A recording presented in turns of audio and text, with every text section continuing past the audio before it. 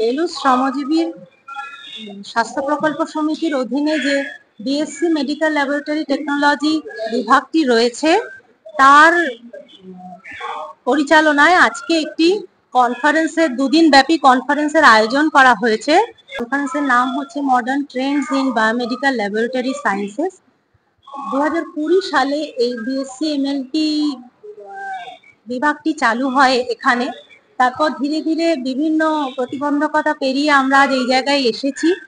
এই BSc MLT West Bengal health ইউনিভার্সিটির আন্ডারে একটি কোর্স এখানে হচ্ছে। এই কনফারেন্সটি বোধহয় প্রথম এরকম প্রাইভেট সেক্টর থেকে করা হচ্ছে। রয়েছে আমাদের ডিগনিটারিজদের লেকচার, পরের দিন রয়েছে আমাদের বিভিন্ন জায়গা থেকে স্টুডেন্টরা এসেছেন, তাদের ওরাল প্রেজেন্টেশন, পোস্টার প্রেজেন্টেশন এবং হ্যান্ডস অন ট্রেনিং রয়েছে সিমেন অ্যানালিসিস ইন আইভিএফ সেন্টারে। এখানে জর্জ কলেজ শিয়ালদা থেকে যেমন এসেছে, টেকনো ইন্ডিয়া থেকে এসেছে, সেবায়তন সিঙ্গুর থেকে আছে, আবার জয়পুরিয়া কলেজ থেকে আছে। আমার নাম সৌগত সরকার। আমি এই বেলুস শ্রমজীবী স্বাস্থ্য প্রকল্প সমিতিরই বিএমএলটি বিভাগের 3য় বর্ষের ছাত্র। কলেজ থেকে আজ এই এত বড় একটা কনফারেন্স অর্গানাইজ করা হয়েছে, যেখান থেকে আমরা বিভিন্ন ধরনের মডার্ন ট্রেন্ডস, স্পেশালি ল্যাবরেটরি টেকনোলজিতে দিনকে দিন যে নতুন নতুন পদ্ধতিগুলো আসছে, সেই নতুন নতুন পদ্ধতি সম্পর্কে আমরা এখানে অবগত হতে পারছি। খুব ভালো লাগছে। আমাদের সবাই সব কলেজগুলো এখানে এসছে, পার্টিসিপেট করছে। আর আমাদের কলেজ হোস্ট, তো আমরা হচ্ছে সবাই সব স্টুডেন্টরা মিলে সারা রাত জেগে সব আর কি আয়োজন করেছি, সবকিছু সাজিয়েছি, সবাই একসাথে হতে পেরেছি এখানে। তো খুবই ভালো লাগছে আর কি। আমার নাম প্রেয়সী দে, আমি এই কলেজের সেকেন্ড ইয়ার বিএমএলটি স্টুডেন্ট। আমার নাম ঐশিক চট্টোপাধ্যায়।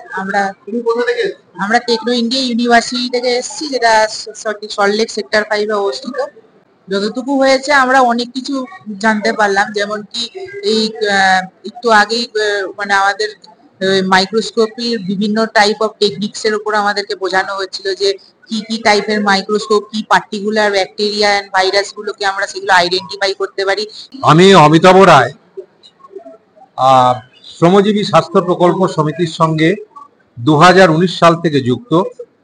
বিএমএলটি কোর্স, এটা হচ্ছে প্রথম কথা হচ্ছে এটা হচ্ছে ইউজি অর্থাৎ আপার আন্ডার গ্রাজুয়েট কোর্স, এবং এটা হচ্ছে পশ্চিমবঙ্গ সরকারের West Bengal university of health সায়েন্সের আন্ডারে। এখানে মিনিমাম কোয়ালিফিকেশন হচ্ছে, যদি কোনো ছেলে পড়তে চায় তাকে হায়ার সেকেন্ডারিতে সায়েন্স নিয়ে অর্থাৎ ফিজিক্স, কেমিস্ট্রি, ম্যাথামেটিক্স এবং বায়োলজি ইজ কম্পালসারি। এটা হচ্ছে মিনিমাম শিক্ষাগত যোগ্যতা। তারপর তাদের জয়েন্ট এন্ট্রান্স পরীক্ষা বসতে হয়, যেটার নাম হচ্ছে জেনপ্যাস। এটা প্রতি বছর ডিসেম্বর মাস নাগাদ ওয়েস্ট বেঙ্গল হেলথ ইউনিভার্সিটি এটা অ্যাডভার্টাইজমেন্ট করেন থ্রু অনলাইন। ছেলেদের অনলাইনে এটাকে অ্যাপ্লাই করতে হয় এবং তারপরে তাদেরকে জয়েন্ট এন্ট্রান্স পরীক্ষা উত্তীর্ণ হওয়ার পর তাদের কাউন্সিলিং এর মাধ্যমে পশ্চিমবঙ্গের বিভিন্ন কলেজে তারা ভর্তি হয়। অনিল কুমার সাহা। এই জন্যই আমি মূলত শ্রমজীবী হাসপাতালের সঙ্গে জড়িত। আসলে আমাদের হাসপাতাল, আপনারা সবাই জানি, শ্রমজীবী হাসপাতাল হচ্ছে এমন একটি হাসপাতাল যেটা এতদিনে মোটামুটি পশ্চিমবাংলা কেন সারা ভারতবর্ষের বুকেই প্রমাণ করে দেখিয়েছে যে জাস্ট কস্ট বা ন্যায্য মূল্যে কি করে চিকিৎসা পরিষেবা দেওয়া যায়। এবং ভাবনা নিয়ে শ্রমজীবীর পথ চলা শুরু সেই প্রথম লগ্ন থেকে ডক্টর অনিল স্যার যুক্ত, এবং তখন থেকে উনি আমাদের সেক্রেটারি পদে বহাল আছেন। যে আদর্শ শুরু হয়েছিল কেবলমাত্র চিকিৎসা ব্যবস্থা, কিন্তু শুধু চিকিৎসা ব্যবস্থা নয়, সমাজের এই যে চলমান সমাজের মধ্যেও একটা নতুন আমরা ভাবনা তৈরি করা বিপ্লবীতে, সেই তার মূল কারিগরের মধ্যে আমাদের ডক্টর অনিল স্যার প্রথম থেকেই ছিলেন।